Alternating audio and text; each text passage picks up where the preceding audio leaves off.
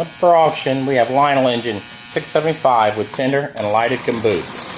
Caboose number is 2357. This whole set comes together with a transformer, whistle control box, and this paperwork here.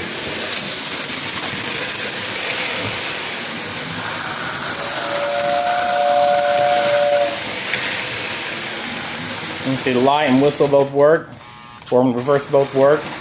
Just a quick video showing you it running.